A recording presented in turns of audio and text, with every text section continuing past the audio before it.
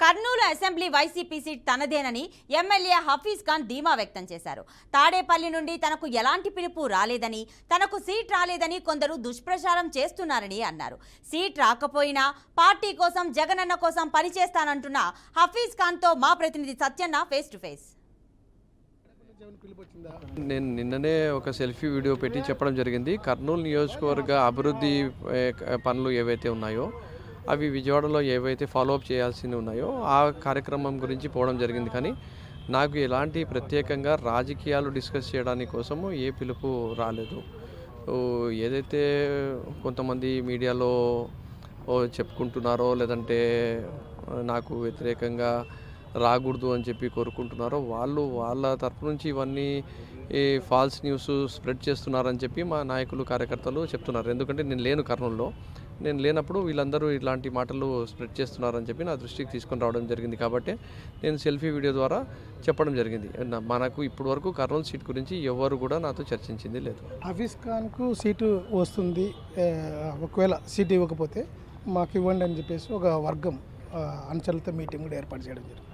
అది గౌరవ ముఖ్యమంత్రి గారు వైఎస్ జగన్మోహన్ రెడ్డి గారు డిస్కస్ చేస్తారు, దానిపైన డెసిషన్ తీసుకుంటారు.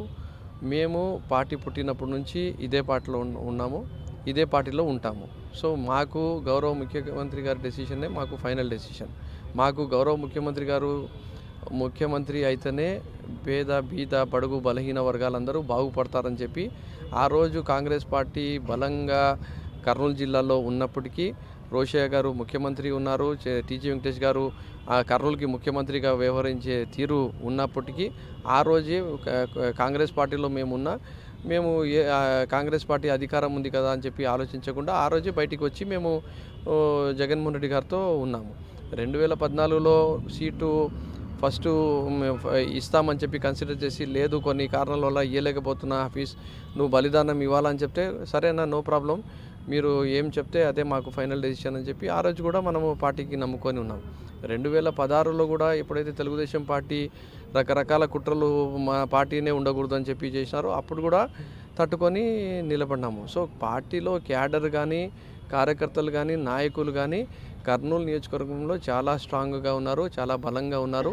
ప్రజలకు అందుబాటులో ఉండి చాలా కార్యక్రమాలు చేసినాము, అభివృద్ధి పనులు చేసినాము, సేవ చేసినాము. గూండాయిజము, రౌడీజము, ఫ్యాక్షనిజము ఏమీ లేకుండా ఇక్కడ ఈరోజు ప్రశాంత వాతావరణంలో ప్రతి ఒక్కరు కూడా ఉంటున్నారంటే అది జగన్మోహన్ రెడ్డి గారు చూపించిన దిశ ప్రకారంగా మేము కూడా నడుస్తున్నాం. కాబట్టి హ్యాపీగా ప్రజలు ఉన్నారని చెప్పి ప్రతి ఒక్కరు కోరుకుంటున్నారు. సో తెలుగుదేశం పార్టీ ఏదో విధంగా వీళ్ళిద్దరూ కొట్లాడుకుంటే మేము లబ్ధి పొందొచ్చు కదా అనే ధోరణిలో వాళ్ళే రెచ్చగొట్టి దీన్ని వెనకలా కుట్ర చేస్తున్నారేమో అని చెప్పి నాకు అనిపిస్తుంది. ఇప్పుడు హఫీజ్ ఖాన్ కాకుండా జగన్మోహన్ రెడ్డి కాకుండా థర్డ్ పర్సన్కి ఇస్తే హఫీజ్ ఖాన్ సపోర్ట్ చేస్తాడు థర్డ్ పర్సన్. నేను వైఎస్ఆర్ కాంగ్రెస్ పార్టీ మనిషిని, నేను వైఎస్ఆర్ కాంగ్రెస్ పార్టీ లీడర్ని, వైఎస్ఆర్ కాంగ్రెస్ పార్టీ మనిషిని. సో జగన్మోహన్ రెడ్డి గారు ఏం చెప్తారో అందరూ, ఆయన ముఖ్యమంత్రి కావాలనుకుంటే ఏం ఆయన చెప్తే అది మేము చేస్తాం.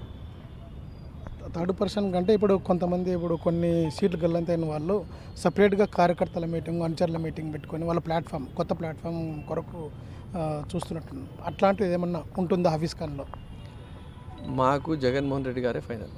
కానీ నేను అనుకునేది ఏమి, ఇక్కడ ఉన్న రాజకీయ సమీకరణలు ఉండని, లేదంటే నాకు పార్టీకు, నాకు మా నాయకుడికి ఉండే అనుబంధం ఉండని, ఇక్కడ ఉండే ప్రత్యేక పరిస్థితులు ఉండని, ఖచ్చితంగా జగన్మోహన్ రెడ్డి గారు మమ్మల్ని కంటిన్యూ చేస్తారు, మమ్మల్ని బలపరుస్తారు అని చెప్పి ఒక నమ్మకం అయితే నాతో ఉన్న ప్రతి ఒక్క నాయకుడు, కార్యకర్తల్లో, కర్నూలు ప్రజల్లో ఒక ధీమతో వాళ్ళు ఉన్నారు.